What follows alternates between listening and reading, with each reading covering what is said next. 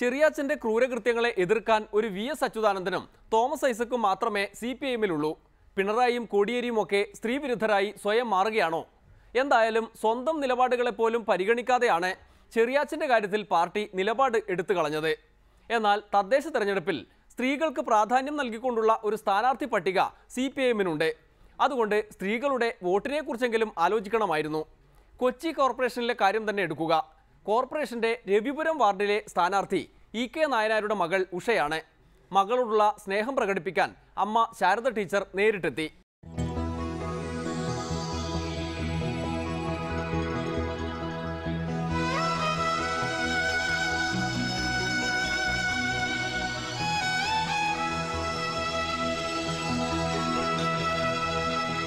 Sharada teacher ആകുമ്പോൾ സ്വാഭാവികമായും നായനാരെ കുറിച്ചുകൂടി പറഞ്ഞേ മടങ്ങുകയുള്ളൂ. അതുകൊണ്ട് മകളെ അനുഗ്രഹിക്കുന്നതിനൊപ്പം പ്രിയ സഖാവിനെ കുറിച്ചുള്ള ഓർമ്മകളും പങ്കുവച്ചു. എന്റെ സഖാവ് പോയിട്ട് 11 വർഷം കഴിഞ്ഞതിന് ശേഷമാണ് എന്റെ ഇങ്ങനൊരു തീരുമാനം ഉണ്ടായത്. അതാണ് കാരണം. ഉഷ ജനിച്ച എന്റെ മക്കളെ എല്ലാവരും തന്നെ ജനിച്ചത് വളർന്നത് രാഷ്ട്രീയ അന്തരീക്ഷത്തിലാണ്. അതുകൊണ്ട് എന്തായാലും രാഷ്ട്രീയം അവരുടെ അച്ഛൻ്റെ രാഷ്ട്രീയം അല്ലെ എൻ്റെ അമ്മാവന്മാർ വലിയ രാഷ്ട്രീയ നേതാക്കന്മാരാണ്. അതുകൊണ്ട് രാഷ്ട്രീയം അവരിൽ നിന്നും കുട്ടിക്കാലം മുതൽക്ക് എൻ്റെ മക്കൾ കണ്ടു വളർന്നത് ഈ രാഷ്ട്രീയം മാത്രമാണ്. എന്തു പറഞ്ഞാലും നീ എന്റേതല്ലേ വാവേ, നിന്നു പിണങ്ങാതെ ഒന്നു കൂടെ പോരൂ പൂവേ, മാനത്തെ കൂട്ടി മഞ്ഞുമൈനയുറങ്ങിയില്ലേ, താരാട്ടും പാട്ടിൽ മണിത്തത്തയുറങ്ങിയില്ലേ. ഉഷ ഒരു ദിവസം എന്നോട് വിളിച്ചു പറഞ്ഞത്, അമ്മേ സഖാവിൽ എന്നെ ഇവിടെ സ്ഥാനാർത്ഥിയായി മത്സരിക്കാൻ തീരുമാനിച്ചിട്ടുണ്ട് എന്ന് പറഞ്ഞപ്പോൾ ഞാൻ ആദ്യം അവളോട് ചോദിച്ചത്, നിനക്ക് അതിനുള്ള ധൈര്യം ഉണ്ടോ?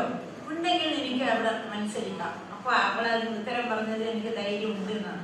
പിന്നെ അവളെന്തായാലും അവൾ ആ ധൈര്യം കാണിക്കും, അവളെന്തായാലും അതിന് പ്രവർത്തിക്കും, അതിനുള്ള ശക്തി അവൾക്ക് ഉണ്ടാകും. അവൾ ഒന്നാമത് E.K. നായനാരുടെ മകളാകുമ്പോൾ ആ ഒരു ധൈര്യവും എന്നെക്കാളും ധൈര്യവും പിന്നെ ഉഷാറും എല്ലാം അവൾക്ക് ഉണ്ടാകണമെന്ന് ഞാൻ വിചാരിക്കുന്നത്.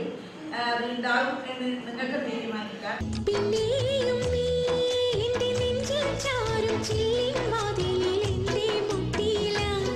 രാഷ്ട്രീയത്തിൽ ഇറങ്ങി പ്രവർത്തിച്ചില്ലെങ്കിലും രാഷ്ട്രീയത്തിൽ നല്ല വിവരമുണ്ടെന്ന് എനിക്കറിയാം.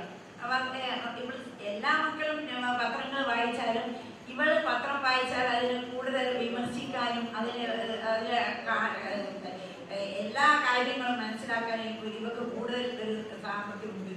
അത് എനിക്ക് എപ്പോഴും തോന്നിയിട്ടുള്ളതാണ്. നല്ല വിമർശകയായി രാഷ്ട്രീയത്തിൽ ഇറങ്ങി പ്രവർത്തിച്ചില്ലെങ്കിലും രാഷ്ട്രീയത്തിൽ നല്ല വിവരമുണ്ടെന്ന് എനിക്കറിയാം. എനിക്ക് CPI-നോടും LDF-നോടും ഒന്നേ പറയാനുള്ളൂ, അവളെ നല്ല ഭൂരിപക്ഷത്തിൽ വിജയിപ്പിക്കണം.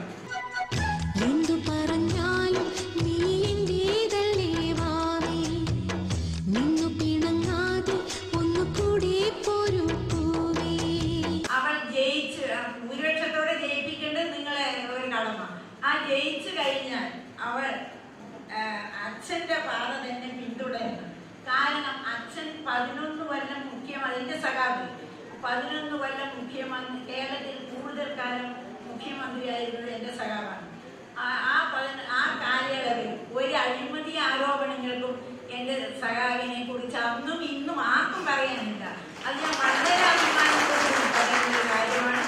എനിക്ക് എന്നും ഞാൻ അഭിമാനിക്കുന്നു. അതാണ് എന്റെ കുട്ടിക്കാലത്ത്. അതാണ്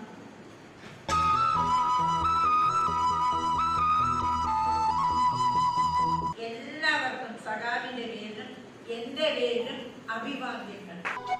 എന്തു പറഞ്ഞാലും നീ എന്റേതല്ലേ വാവേ, നിന്നു പിണങ്ങാതെ ഒന്നുകൂടെ പോരൂ പൂവേ.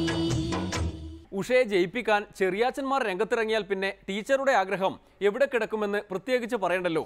ഒരു ഇടവേള കൂടി, അത് കഴിഞ്ഞ് കുഞ്ഞാലിക്കുട്ടി ഫലിതങ്ങൾ.